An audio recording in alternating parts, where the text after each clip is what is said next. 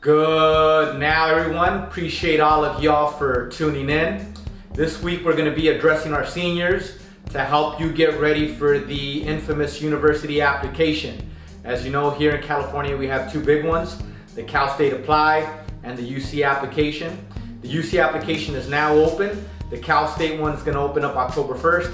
And then you have the National Common App for those of you interested in applying to private universities here in California or across the country. Before you go ahead and do any of those applications, here are 6 tips we feel you should be doing to get ready for that application. Let's go ahead and jump into it right now. Alright, so here we go. The first thing you want to make sure that you have done before you get started is you want to make sure that you have an email account. So go to your regular search engine, Google, Yahoo, whatever you like to use. I prefer to use Google. Once you're there, you're going to go ahead and type in Gmail, sign up for a new account. It's going to lead you to this web page. You're going to click on the link to create an account. Click on the little red button. And from then, you're going to type in your name, Mr. Hernandez.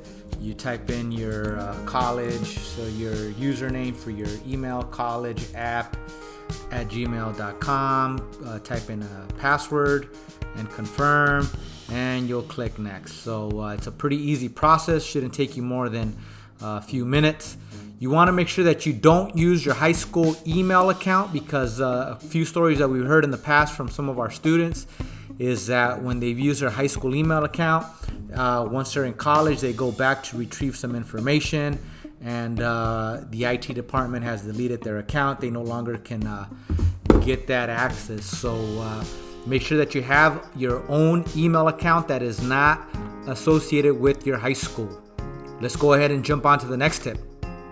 Okay, once you've completed your email account, you want to make sure that you reach out to your counselor so that you can request a transcript. You're going to need this to complete the education section of the college application. You're going to have to put in your A through G courses and the grades you've earned the last 3 years. And they're also going to ask you for your current courses, and your transcript should have all that information on there.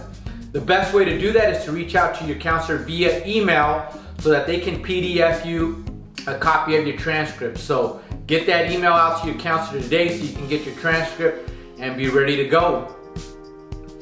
Once you received your transcript from your counselor, the next thing you want to do is you want to make sure that you write down a list of all the activities, clubs that you've been involved in the last few years. After that, if you have any work experience, either at school or outside of school, you want to make sure that you list that as well. And any family responsibilities you've had the last few years, you want to go ahead and list that. Some universities will ask for this information, and it's useful to have it handy and ready to go when the time comes. Once you have that information, you're going to want to go back online and retrieve your SAT and your ACT information. As most of you have heard, some schools are not requiring the SAT or the ACT for admission purposes, but it is recommended to submit if you have taken the test. So the way you would go about it would be to go to the College Board website and sign into your account. Once you're signed in, you can go ahead and retrieve it. Again, the College Board would be to retrieve the test scores for the SAT.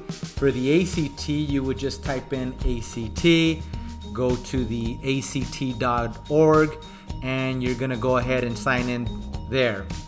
Once in there, you're able to access your information. You can go ahead and write down those scores.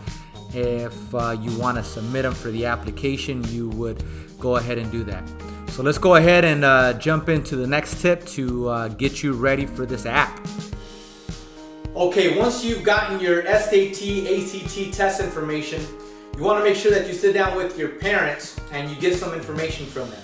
Most likely the college application is going to ask for your parents' education status, income status, how much money they've made in the last few years. This determines whether you qualify for the fee waiver or not, and it's important that you get an accurate information from your parents. So sit down with them, get this information, and be ready to go. Let's go ahead and jump on to the next tip. All right, so once you've had that list from your parents, you got their information, the last thing you want to do is you want to make sure that you make a list of all your academic achievements.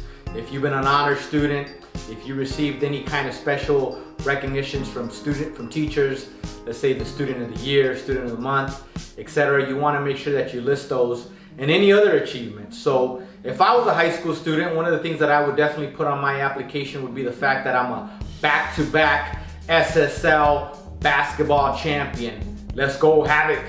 You want to make sure that they are aware of your leadership skills, your accomplishments, and your greatness. So take some time to go ahead and think about all the great things you've achieved here the last 4 years and make sure that you write those down. I hope these tips have been very useful to you in helping you get ready for the college application process.